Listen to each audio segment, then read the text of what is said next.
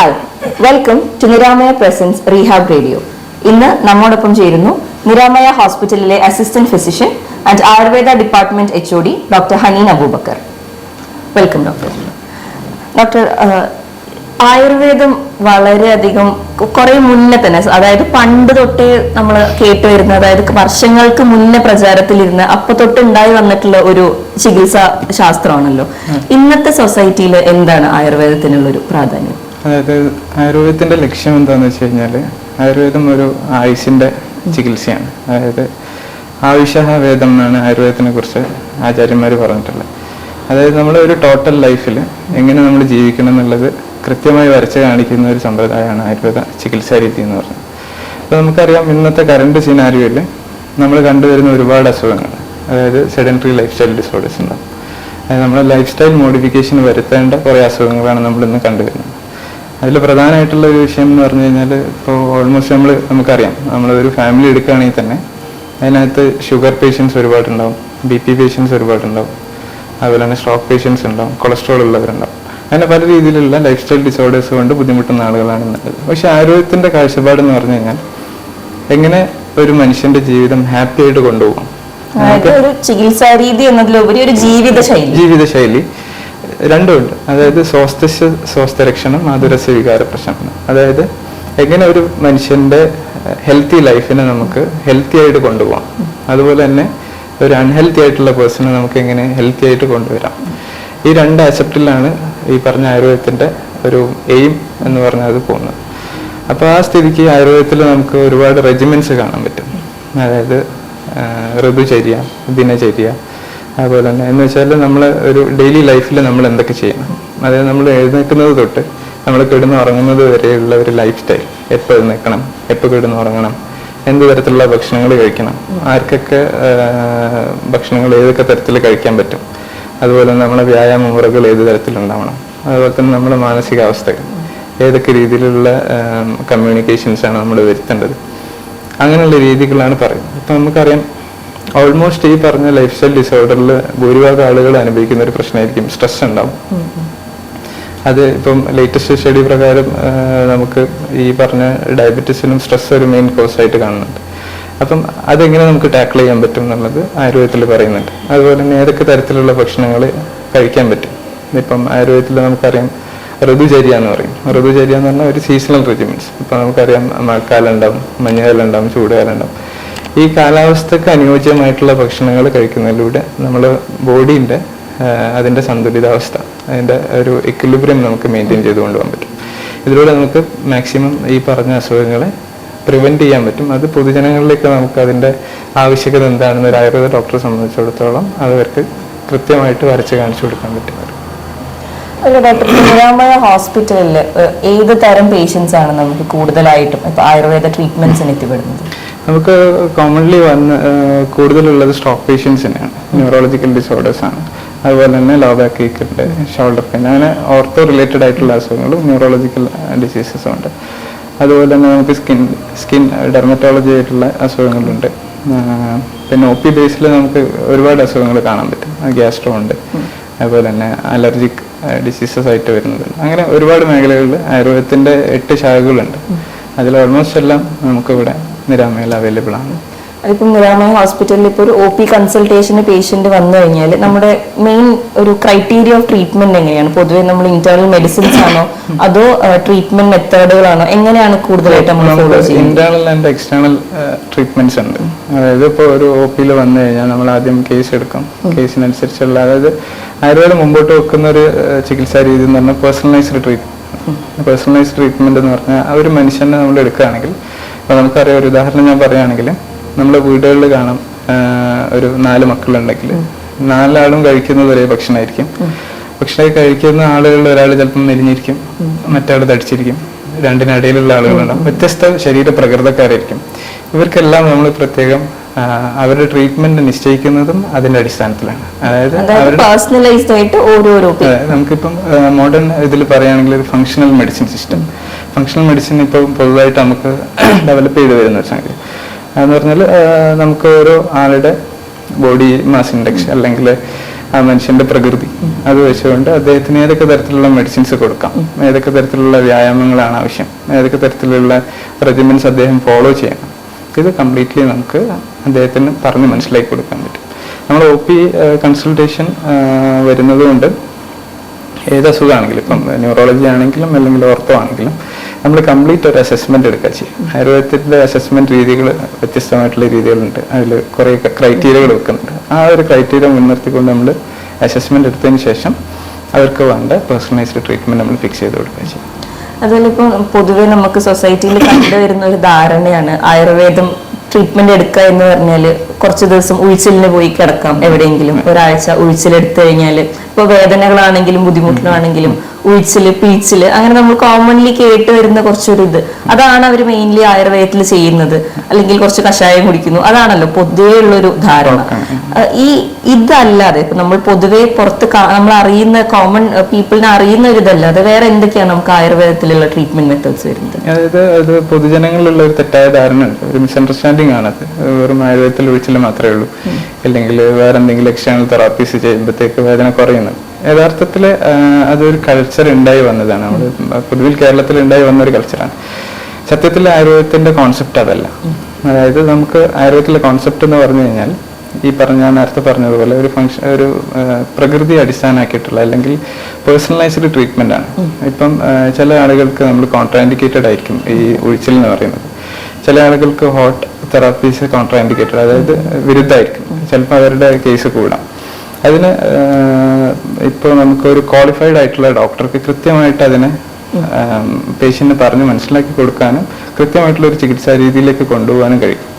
ഇതിന് വിരുദ്ധമായിട്ട് വരുന്നതെന്ന് പറഞ്ഞു കഴിഞ്ഞാൽ അവിടെ ഒരു ക്വാക്ക് പ്രാക്ടീഷണേഴ്സ് കുറെ ഒരുപാട്. അതെ, നമുക്കിപ്പോ ചുറ്റും കണ്ടുവരുന്ന ഒരു രീതി അങ്ങനെയാണ്. എന്ത് അസുഖമായി ചെന്നാലും ഉഴിച്ചിലിന് ഒരാഴ്ച കിടക്കുന്നു. ഇപ്പൊ സാധാരണ നോർമൽ ലോ ബാക്ക് ഏക്ക് ആണെങ്കിൽ ഒരു ഉദാഹരണം പറയാം. ലോ ബാക്ക് ഏക്ക് പല രീതിയിലുണ്ടാവും. ഈ പറഞ്ഞ അധികം ആളുകൾക്ക് അറിയുന്ന ഒരു വേർഡാണ് ഡിസ്ക് ബൾജ് ഉണ്ടെന്ന് പറഞ്ഞാൽ. ഡിസ്ക് ബൾജ് യഥാർത്ഥത്തിൽ ഡിസ്ക് ബൾജും ലോ ബാക്കിൽ തന്നെയാണ് വരിക. ഇൻ കേസ് അതിന്റെ തൊട്ട് മുകളിലായിട്ട് ചിലപ്പം റീനൽ പെയിൻ ഉള്ള ആളുകളുണ്ടാവും. റീനൽ പെയിനും ചിലപ്പോൾ തൈലം വിട്ട് ഒഴിഞ്ഞിട്ട് കണ്ടീഷൻ വേഴ്സ് ആവുന്ന അവസ്ഥയുണ്ട്. അപ്പോൾ വേണ്ട സമയത്ത് വേണ്ട ചികിത്സ എടുക്കാത്തത് കൊണ്ട് ഒരു വ്യക്തിന്റെ ജീവൻ തന്നെ നഷ്ടപ്പെടുന്ന രീതിയിലേക്ക് പോകും. അപ്പോൾ ഒരു ക്വാളിഫൈഡ് ആയിട്ടുള്ള ഡോക്ടറാണ് അത് ചികിത്സിക്കുന്നതെന്നുണ്ടെങ്കിൽ അത് കൃത്യമായിട്ട് ടാക്കിൾ ചെയ്യാൻ പറ്റും. അവർക്ക് വേണ്ട ഡയഗ്നോസ്റ്റിക് ചെയ്തിട്ട് നമുക്ക് കൃത്യമായൊരു ഡയഗ്നോസിസിലെത്താൻ പറ്റും. അതൊരു ആയുർവേദ ഡോക്ടറെ കൊണ്ട് സാധിക്കും. മറ്റുള്ള ക്വാക്ക് പ്രാക്ടീഷണേഴ്സിന്റെ അടുത്ത് പോകുമ്പോഴാണ് ഈ ബുദ്ധിമുട്ടുകൾ വരിക. അത് ജനങ്ങൾക്ക് ഒരു തെറ്റായ ധാരണ ഉണ്ടാക്കും, അത് മാത്രം ചെയ്താൽ മതി. അല്ലെങ്കിൽ ഒരു പ്ലാസിബോ എഫക്ട് ഉണ്ടാവും. അതായത് ചില ആളുകളിൽ ചിലർക്കൊരു വിശ്വാസം ഉണ്ടാവും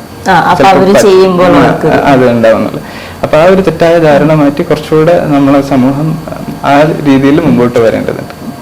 അതൊരു ഡോക്ടർ ഇപ്പൊ നേരത്തെ പറയുന്നുണ്ടായി, നിരാമയ പ്രൈമറിലി ഒരു ഓർത്തോ ന്യൂറോ റീഹാബിലിറ്റേഷൻ സെന്റർ ആണ്. അപ്പം നിരാമയ ഹോസ്പിറ്റലിൽ തന്നെ നമുക്ക് ഇതുപോലെ സ്ട്രോക്ക്, സ്പൈനൽ കോർഡ് ഇഞ്ചുറീസ്, ഇതുപോലത്തെ ഒരുപാട് ന്യൂറോളജിക്കൽ കണ്ടീഷൻസ് ഉള്ള പേഷ്യൻസ് ആണല്ലോ കൂടുതലായിട്ട് നമുക്ക് ഇവിടെ വരുന്നത്.